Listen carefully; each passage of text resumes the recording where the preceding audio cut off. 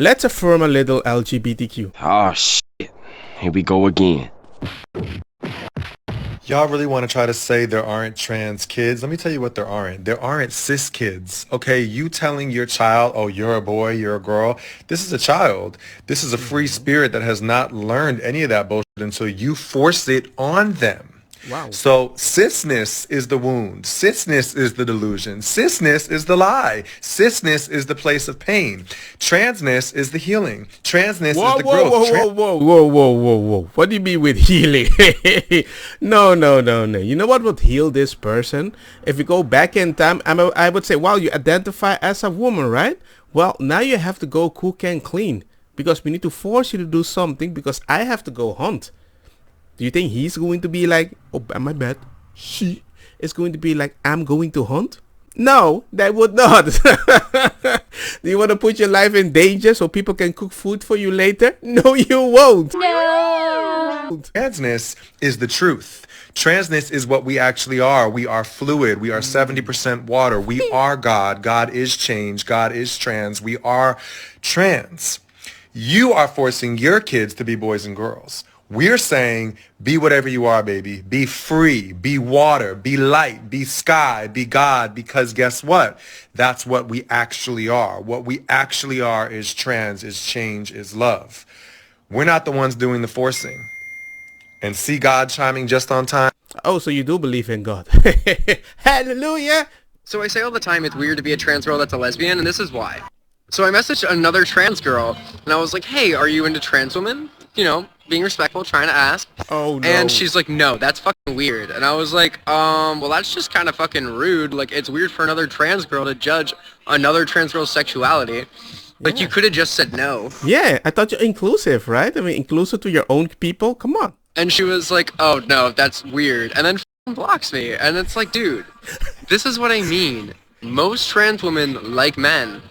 And, like, even to other trans women, if you are a trans lesbian, they're like, you're fucking weird. And it's like, dude, one, you're also trans. And two, it's weird for another person LGBT to judge another person's sexuality. Like, what? Which is super fucking annoying. Like, you're supposed to be a safe person for me to talk to, at least. Like, what do you mean? Nah, man, it's all about the feelings. I mean, they can judge you because they can. And we cannot. So the fact that you meet somebody with the same privilege as you find the beautiful word equality. Congratulations, you played yourself. For those of you who don't know me, I am a medical school professor specializing in molecular biology. I also have an extensive background in gender studies and queer studies. The idea of sex as an immutable characteristic is a turf talking point that's been around for decades, and it's been weaponized against trans women in particular in the fashion of, oh, but you will always be male and therefore invading female spaces.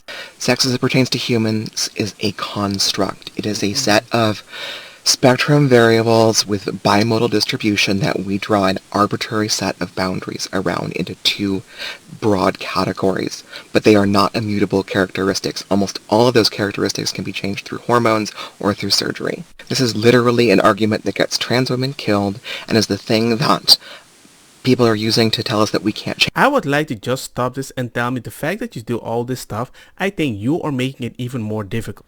If you put too many toys around your kid, like a free buffet, there's a higher probability because of so many choices that he might actually cry and get frustrated because he wants to play with all of them at the same time. By giving people too many choices, by like free for all, choose whatever you want, yeah, you might confuse them even more. So the extra stress that you're adding is not the people to tell them go play with that specific toy. No, you're giving them too much without guidance. They feel lost.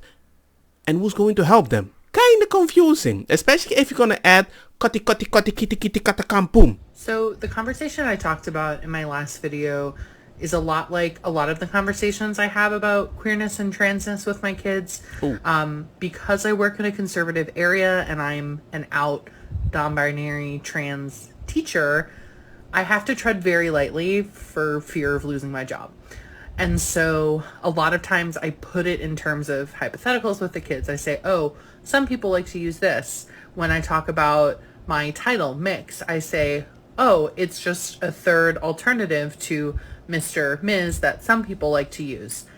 I let them kind of draw their own conclusions when it comes back to me while also keeping it general enough to not bring the heat on myself. The fact that you think you want to normalize that, I'm like, I wonder if some Christians were like, you know what? We're not going to talk about Jesus. We're going to talk about Bob the Builder. I mean, you have to be careful with that. Especially around other kids. They might see that more as a fun thing. I can hide secrets from mommy. You're normalizing something before they're even ready to understand what they're doing. And then the parents are going to be surprised. When did you learn how to change or lie or say something but you meant something else? They're going to be like, interesting. My son seems to be very intelligent. He seems to be like a bad boy. I'm impressed. But then again, I don't want him to learn bad stuff. And you're going to be like, teacher, like, yeah, I know. I'm impressed too.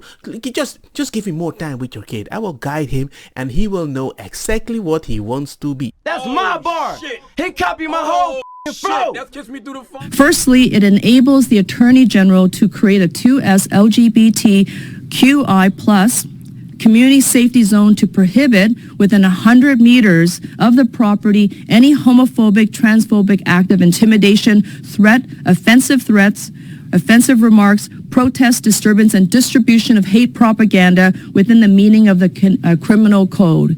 It also comes with it a penalty of $25,000 if prosecuted successfully. Well, I'm out of here. Goodbye, everyone. So, ladies and gentlemen, I think that last video kind of hurt my feelings. I missed the part where that's my problem. Because that means they can scream whatever they want. They can call me Nazi, they can call me fascist, scream like a boss, sometimes even punch me, and they just arrest them on paper, like a previous video I did, or they won't just do anything, they just release them, or they can just go crazy, shoot a bunch of kids, and if I say something bad about that person that doesn't even exist anymore, because the cops came, and I misgendered a person that passed away that shot kids, there's a possibility I get a $250,000 fine for saying something that hurt your freaking feelings? I don't know. I think the more we try to appease these people, the more they will find something else to make them feel more powerful, because that power, that feeling, they would never let it go. But anyway, let me know what you guys think. But Canada, I really do not want to live in your country, and I'm going to call out, I'm going to vote everything I can in Spain that this is not allowed. This makes no sense. Let me know what you guys think. Peace. Convida-me a tua iniciativa, padrei ku indica e também que sum sativa. Te ainda não quer aceitar ku eta medicina, Bob di nang di eta causa rebeldia.